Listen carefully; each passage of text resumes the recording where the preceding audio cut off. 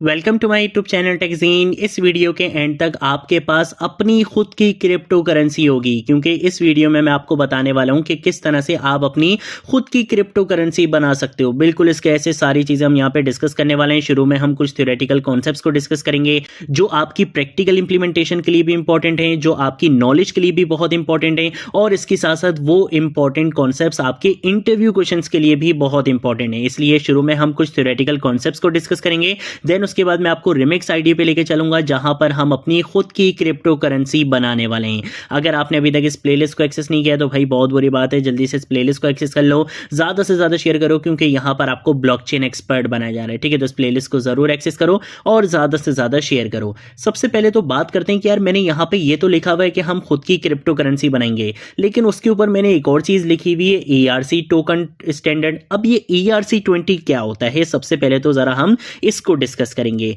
ERC20 एक technical standard होता है जो इथेरियम ब्लॉकचेन पर फंजिबल टोकन्स बनाने के लिए यूज होता है। फंजिबल का मतलब होता है हर टोकन की वैल्यू सेम होती है, बिल्कुल करेंसी नोट्स की तरह। जैसे 500 का नोट है, चाहे वो मेरे पास हो या आपके पास हो, उसकी वैल्यू सेम रहेगी। ERC20 एक्चुअल में रूल्स और फंक्शन का एक सेट होता है जो हर टोकन को फॉलो करना होता है। ये रूल्स इसलिए बनाए गए हैं ताकि वॉलेट्स, एक्सचेंज और डिसेंट्रलाइज्ड एप्लीकेशन सब टोकन्स को इजीली समझ सकें और उसे यूज कर सकें। अब बात आती है यहां पर कि भाई इसको इंट्रोड्यूस ही क्यों किया गया, इसकी इंपॉर्टेंस क्या है। अगर ये नहीं था या पहले जब ये नहीं था तो फिर क्या प्रॉब्लम थी। तो भाई प्रॉब्लम ये थी कि ERC20 से पहले प्रॉब्लम सबसे बड़ी ये थी कि हर डेवलपर अपनी मर्जी का टोकन बना रहा था। हर टोकन का स्ट्रक्चर डिफरेंट होता है, जिसकी वजह से वॉलेट्स और एक्सचेंज के लिए उन्हें सपोर्ट करना बहुत मुश्किल होता जा रहा था। ERC20 ने क्या किया, एक कॉमन लैंग्वेज क्रिएट कर दी टोकन्स के लिए। जब कोई टोकन ERC20 रूल्स को फॉलो करता है तो वॉलेट उसे इजीली स्टोर कर सकता है, एक्सचेंज उसे इजीली लिस्ट कर सकता है, और डिसेंट्रलाइज्ड एप्लीकेशन उसे बिना एक्स्ट्रा कोडिंग के इजीली यूज कर सकती हैं। इसीलिए ERC20 ने पूरी ब्लॉकचेन इंडस्ट्री को स्टैंडर्डाइज बना दिया। तो ये बेसिकली ERC20 की इंपॉर्टेंस है जो आपको पता होनी चाहिए। देन उसके बाद हम कुछ इंपॉर्टेंट की कैरेक्टरिस्टिक्स को डिस्कस करेंगे ERC20 टोकन के। ERC20 टोकन्स फंजिबल होते हैं, मतलब एक टोकन हमेशा दूसरे एक टोकन के बराबर होता है। ये टोकन्स अलग से कोई कॉइन नहीं होते, बल्कि स्मार्ट कॉन्ट्रैक्ट के अंदर रहते हैं। हर यूजर का बैलेंस कॉन्ट्रैक्ट के अंदर मैपिंग के थ्रू स्टोर हो रहा होता है। ERC20 टोकन्स को ट्रांसफर किया जा सकता है इजीली, किसी और को स्पेंड करने की परमिशन दी जा सकती है, और अप्रूव अमाउंट के थ्रू उसे यूज भी किया जा सकता है। इसका मतलब ये हुआ कि अभी इस वीडियो के अंदर जो हम अपनी खुद की क्रिप्टो करेंसी बनाएंगे, आप उसे इजीली किसी भी वॉलेट में स्टोर करवा सकते हो, चाहे वो आपका मेटामास्क का वॉलेट हो या कोई भी वॉलेट हो, आप उसे इजीली वहां पर रख सकते हो। आप उसे डिसेंट्रलाइज एप्लीकेशंस में इजीली इंटीग्रेट करवा सकते हो। तो भाई कोई मजाक वाली चीज नहीं बनाने वाले, हम खुद की एक्चुअल क्रिप्टो करेंसी यहां पर आज बनाने वाले हैं। ठीक है, तो ये बेसिकली ERC20 टोकन्स के कुछ कैरेक्टरिस्टिक्स होते हैं। देन उसके बाद अगर हम बात करते हैं कि भाई ERC टोकन्स कहां यूज होते हैं, ERC टोकन्स रियल वर्ल्ड में बहुत जगह पर यूज हो रहे हैं। जैसे क्रिप्टो करेंसीज की बात करें, USDT की बात करें, USDC की बात करें, DAI की बात करें, ICOs या टोकन सेल्स की बात करें, गवर्नेंस टोकन्स की बात करें, डेफी एप्लीकेशंस की बात करें, या गेम्स और रिवॉर्ड सिस्टम्स की बात करें, हर जगह पर ERC20 टोकन्स का यूज हो रहा है। इसके साथ साथ अगर हम बात करते हैं कि भाई ERC20 को क्यों पसंद किया जाता है इंडस्ट्री में, ये प्रूवन और बैटल टेस्टेड स्टैंडर्ड है। हर मेजर वॉलेट और एक्सचेंज इसे सपोर्ट करता है। ओपन ज़ेपलिन के साथ यूज करने पर सिक्योर होता है।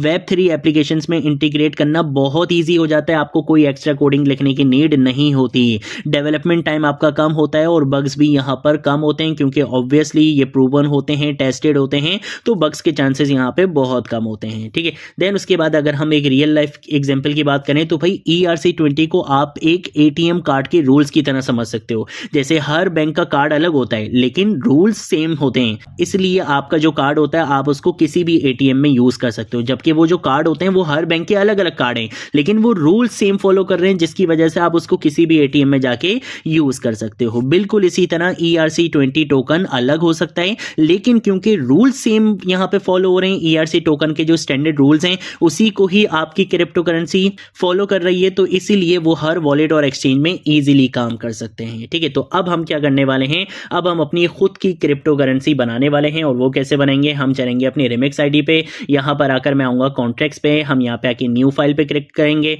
और मैं यहाँ पर आकर अपनी फाइल का नाम रख लूंगा techzine.sol, ठीक है, क्योंकि मैं यहाँ पे जो क्रिप्टो करेंसी बनाने वाला हूँ वो मैं बनाऊंगा अपने techzine के नाम से, ठीक है ना। तो हम क्या करेंगे, हम यहाँ पर आकर इसको कॉपी करेंगे, यहाँ पर लाकर हम इसको पेस्ट करेंगे। हम इसको एक काम करते हैं, कंट्रोल+ से जूम कर लेते हैं और यहाँ पे जो कॉन्ट्रैक्ट का नाम होगा वो कॉन्ट्रैक्ट का नाम मैं यहाँ पे आकर रख लूंगा techzine टोकन रख लूंगा, ठीक है। तो ये चीज मैंने यहाँ पे कर ली।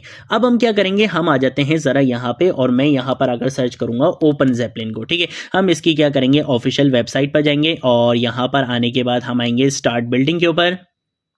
यहाँ पर अगर हम जाएंगे इसकी डॉक्यूमेंटेशन पे और डॉक्यूमेंटेशन पर जाने के बाद हम इसके सॉलिडिटी कॉन्ट्रैक्ट्स पे जाएंगे। सॉलिडिटी कॉन्ट्रैक्ट्स पर आने के बाद हम आएंगे ओपन ज़ेपलिन कॉन्ट्रैक्ट्स के ऊपर और यहाँ पर आकर ये जो टोकन है ERC20 हम इसको यहाँ पे क्या करेंगे, सिलेक्ट करेंगे। आप यहाँ पे देख सकते हो, यहाँ पे भी लिखा हुआ है फंजेबल टोकन होते हैं, एक टोकन की वैल्यू दूसरे टोकन के बिल्कुल बराबर होती है, ठीक है। मैं क्या करूंगा, मैं यहाँ पर आकर इसको कॉपी कर लेता हूँ। मैंने इसकी इंपोर्ट स्टेटमेंट को कॉपी कर लिया और यहाँ पर लाकर मैं इस इंपोर्ट स्टेटमेंट को पेस्ट कर लूंगा, क्योंकि ये जो ERC टोकन मैं यहाँ पे यूज करने वाला हूँ वो ओपन ज़ेपलिन का यूज करूंगा ताकि ये काफी ज्यादा सिक्योर हो, ठीक है। अब मैं क्या करूंगा, मैं यहां पर आकर लिखूंगा इज, ठीक है, और मैं अपने कॉन्ट्रैक्ट को इनहेरिट करवा दूंगा किसके साथ, ERC20 के साथ मैं इसको इनहेरिट करवा दूंगा। जैसे ही मैंने इसको इनहेरिट करवाया तो ERC टोकन के जितने रूल्स होते हैं वो सारे रूल्स अब किसके ऊपर आ चुके हैं, मेरे कॉन्ट्रैक्ट पे आ चुके हैं। इसके सारे बिल्ट इन फंक्शनैलिटीज को मैं अपने कॉन्ट्रैक्ट के अंदर यूज कर सकता हूं, वो मेरे लिए अवेलेबल हो चुकी हैं, ठीक है। तो अब हम क्या करेंगे, हम आएंगे यहां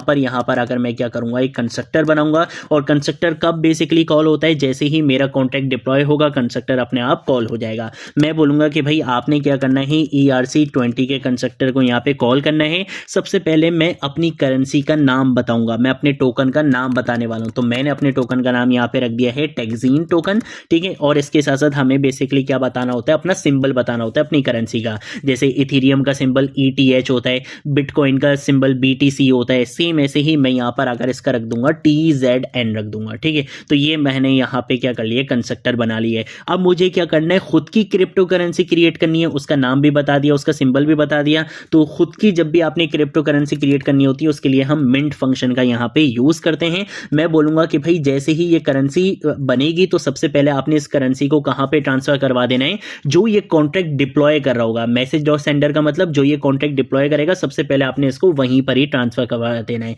इसकी एग्जांपल ऐसे ले लो कि एक बैंक ने करेंसी बेसिकली क्या करी, बनाई, तो जिसने करेंसी बनाई है सबसे पहले वो करेंसी आएगी भी किसके पास, उसी बैंक के पास आएगी। तो वही काम मैंने यहाँ पे कर लिया है। उसके बाद हम यहाँ पर आकर बोलेंगे कि भाई आपने इतने टोकन्स बनाने, यहाँ पर आकर मैं इसको क्या करवाऊंगा, 10 से यहाँ पे मल्टीप्लाई करवाऊंगा, ठीक है। और उसके बाद मैं यहाँ पर आकर बता दूंगा कि कितने डेसिमल्स होंगे। अब यहाँ पे क्या होता है कि ERC टोकन बेसिकली जो आपको डेसिमल्स अलाउ करता है, वो कितने डेसिमल्स अलाउ करता है, ये अलाउ करता है 18 डेसिमल। इसका मतलब ये होगा कि ये बेसिकली यहाँ पे एक स्टैंडर्ड हम यहाँ पे क्या कर रहे हैं, फॉलो कर रहे हैं। ERC20 में डिफॉल्ट डेसिमल्स कितने होते हैं, 18 होते हैं। इसलिए हम जो भी करेंसी बनाते हैं उसको हम डिफॉल्ट डेसिमल्स के लिए यहाँ पे इसका यहाँ पे यूज करते हैं। तो ये बेसिकली क्या होगा कि आपका जो डिफॉल्ट डेसिमल्स बनेंगे आपकी एक टोकन के, वो बेसिकली क्या बनेंगे, 10 × 18 बनेंगे, ठीक है। तो ये चीज हमने यहाँ पे बता दी है। अब मैं क्या करूंगा, इसको यहाँ पे कंपाइल करूंगा जिससे मेरा कॉन्ट्रैक्ट कंपाइल होगा और जैसे ही मैं यहाँ पे आके इसको डिप्लॉय करूंगा, मैं अपनी खुद की क्रिप्टो करेंसी यहाँ पे बना चुका हूँ, ठीक है।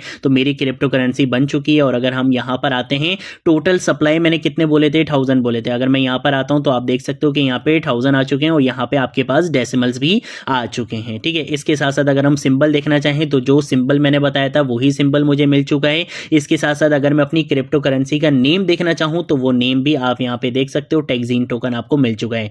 डेसिमल्स आप देखना चाहो तो मैंने आपको अभी बताया था कि डेसिमल्स कितने होते हैं, यहाँ पे 18 होते हैं ERC20 में, तो वो डेसिमल्स भी आपको यहाँ पे मिल चुके हैं। और वो जो फंक्शंस होते हैं बेसिकली अप्रूव का फंक्शन होता है, ट्रांसफर का फंक्शन होता है, ट्रांसफर फ्रॉम होता है, अलाउंस होता है, बैलेंस ऑफ होता है। ये फंक्शंस क्या होते हैं जरा इसको भी डिस्कस कर लेते हैं। सबसे पहले बात करते हैं बैलेंस ऑफ की। बैलेंस ऑफ का मतलब ये होता है किसी भी यूजर्स के पास कितने टोकन्स हैं वो हमें पता चलता है बैलेंस ऑफ से। इसके साथ साथ हमारे पास एक फंक्शन होता है ट्रांसफर का, टोकन्स को दूसरे एड्रेस को भेजने के लिए हम इस ट्रांसफर का यूज करते हैं। अप्रूव का फंक्शन होता है किसी को टोकन स्पेंड करने की परमिशन देना, वो हम बेसिकली अप्रूव फंक्शन से कर सकते हैं। अलाउंस फंक्शन होता है जो basically approve approved amount check करने के लिए हम इसका यूज करते हैं, और एक होता है ट्रांसफर फ्रॉम के अप्रूव टोकन्स ट्रांसफर करने के लिए हम इस फंक्शन का यूज करते हैं। इन्हीं फंक्शंस की वजह से हर ERC20 टोकन हर वॉलेट और एक्सचेंज में काम कर सकता है। तो यहाँ जो आपने क्रिप्टो करेंसी बेसिकली बनाई है, ये आपकी खुद की क्रिप्टो करेंसी बन चुकी है। अब यहाँ पर एक बहुत बड़ी कंफ्यूजन है जो स्टूडेंट्स को क्लियर नहीं होती,